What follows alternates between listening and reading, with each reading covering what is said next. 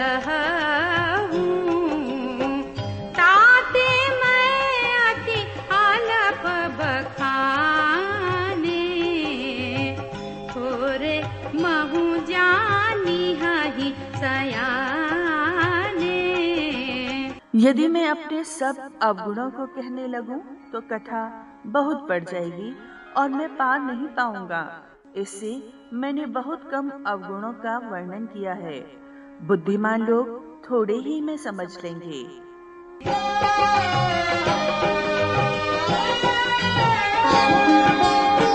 समुझि विधि विधि विनती मोरी, कौन कथा सुनी देहि खोरी।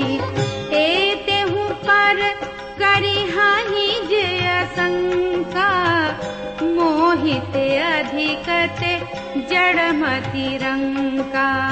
मेरी अनेकों प्रकार की विनती को समझकर कोई भी इस कथा को सुनकर दोष नहीं देगा।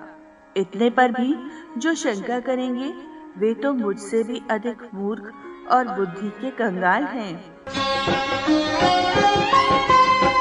कभी न हो नहीं चतुर कहावं, मति अनुरूप राम गुण गावं। कहा रघुपति के चरित अपारा, कहमति मोरी निरत संसारा। मैं ना तो कवि हूँ न चतुर कहलाता हूँ। अपनी बुद्धि के अनुसार श्री राम जी के गुण गाता हूँ। कहाँ तो श्री रघुनाथ जी का अपार चरित्र, कहाँ संसार में आसक्त मेरी बुद्धि।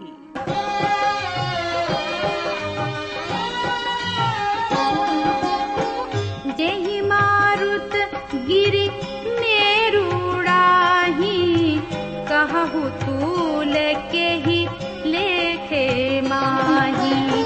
समुझता मित राम प्रभुताई, करत कथा मन अति कदराई।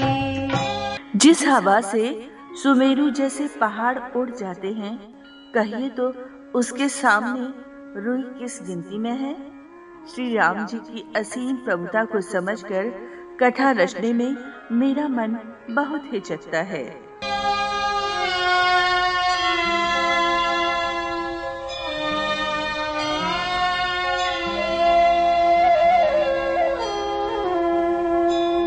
सारद शेष महेश विधि, आगम निगम पुराण।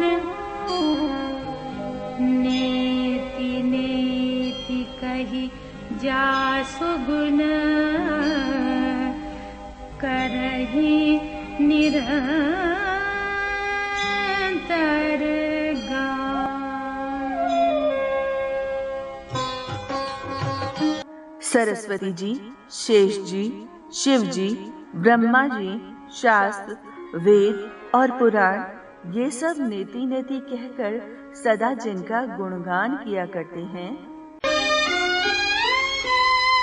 सब जानत प्रभु प्रभुता सोई, तदपि कहे बिनु रहा न कोई।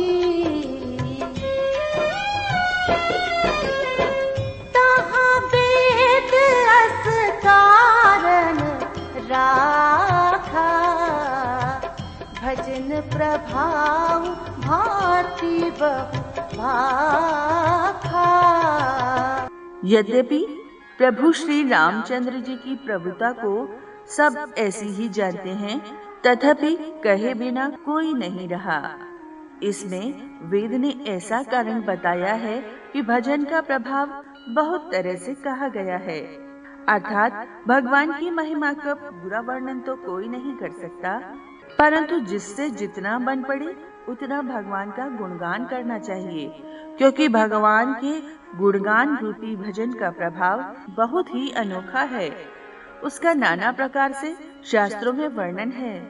थोड़ा सा भी भगवान का भजन मनुष्य को सहज ही भव सागर से तार देता है।